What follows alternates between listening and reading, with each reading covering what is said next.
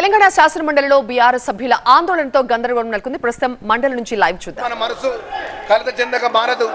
తమ పిల్లల కోసం జీవితాంతాన్ని త్యాగం చేసిన తల్లిదండ్రుల చివరి దశలో ఇబ్బందులు పడడం మన సమాజానికి తగిన విషయం కాదు అధ్యక్ష. భారత రాజ్యాంగంలోన ఆర్టికల్ 21 జీవన హక్కు మరియు వ్యక్తిగత స్వేచ్ఛ హామీ ఇస్తుంది అధ్యక్ష. 2011 జనగణన ప్రకారం తెలంగాణ రాష్ట్రంలో వృద్ధుల సంఖ్య 32.68 లక్షలు. ఇది మొత్తం జనాభాలో 9.27% ఉంది. ప్రస్తుతం 2026 నాటి వృద్ధుల సంఖ్య సుమారు 45 లక్షలు చేరుకున్నట్టు అంచనా. ఇందులో చాలామంది వృద్ధులు తమ పిల్లల నిర్లక్ష్యానికి గురై వృద్ధాప్యంలో ప్రాథమిక అవసరాల కోసం ఇబ్బందులు పడుతున్నారు.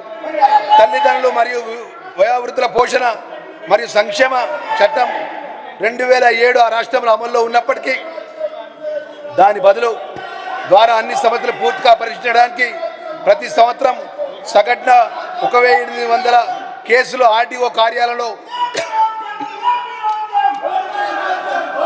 నమోదవుతున్నాయి.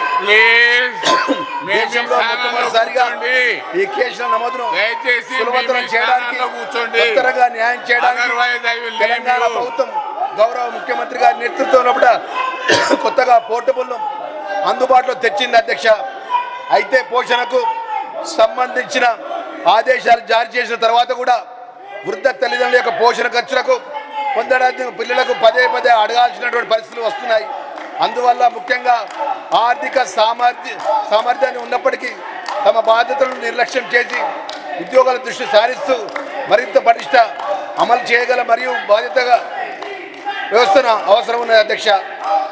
గౌరవ ముఖ్యమంత్రి రేవంత్ రెడ్డి గారి దూరదృష్టి, మానవత దృక్పథంతో కుటుంబ విలువల పట్ల ఉన్న ప్రగాఢమైన నిబద్ధత, వృద్ధ తల్లిదండ్రుల యొక్క గౌరవప్రదమైన జీవితం గడపాలని లక్ష్యంతో తెలంగాణ ఉద్యోగ తల్లిదండ్రులకు పోషణ జవాబుదారీతనం మరియు పర్యవేక్షణ బిల్లు 2026ను మన ప్రభుత్వం గౌరవ సభ ముందు తీసుకొచ్చింది అధ్యక్ష.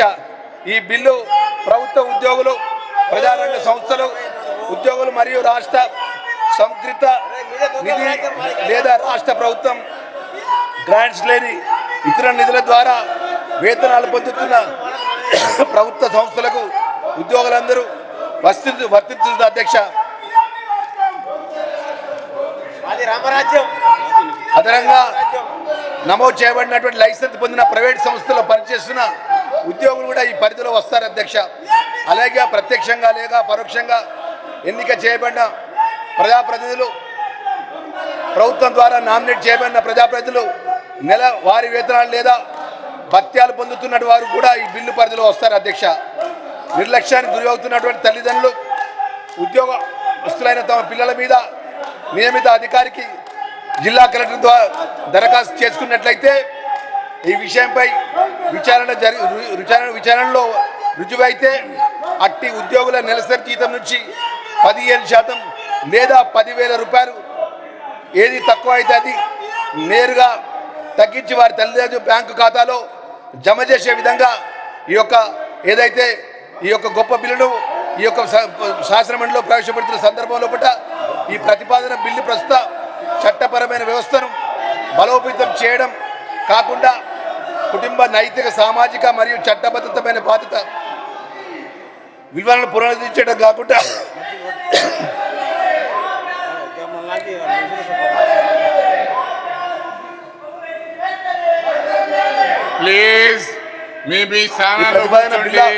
ప్రస్తుత చట్టపరమైన వ్యవస్థ కుటుంబ నైతిక, సామాజిక మరియు చట్టబద్ధమైనటువంటి బాధ్యత విలువ పునరుద్ధరించడం లక్ష్యంగా కలిగి ఉంది.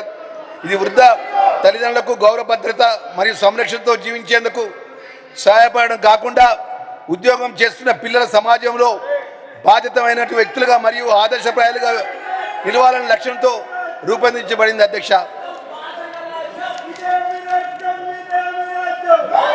తల్లులు మనకు జీవితాన్ని ఇచ్చారు అధ్యక్ష. తల్లిదండ్రులు మనకు జీవితాన్ని ఇచ్చారు. మన భవిష్యత్ కోసం తమ జీవితాన్ని అంకితం చేశారు. మరి అంకితం అలాంటి తల్లిదండ్రుల వృద్ధాప్యంలో ఒంటరిగా ఉండకూడదని గౌరవ ముఖ్యమంత్రి గారి సంకల్పం. ఇబ్బందులు పడకూడదు, వారు గౌరవంగా ఈ సమాజంలో ఈ యొక్క వారి జీవితంలో సుఖంగా ఉండాలి, ఒక బాధ్యత గౌరవంగా ఉండాలని చెప్పి గౌరవ ముఖ్యమంత్రి రేవంత్ రెడ్డి గారి నేతృత్వంలో మన ప్రభుత్వం వృద్ధుల సంక్షేమాన్ని అత్యంత ప్రాధాన్యతగా తీసుకుంటూ ఈ సమాజంలో ఈ చట్టాన్ని, ఈ సంకల్పాన్ని ఒక ప్రతిబింబంగా అందువల్ల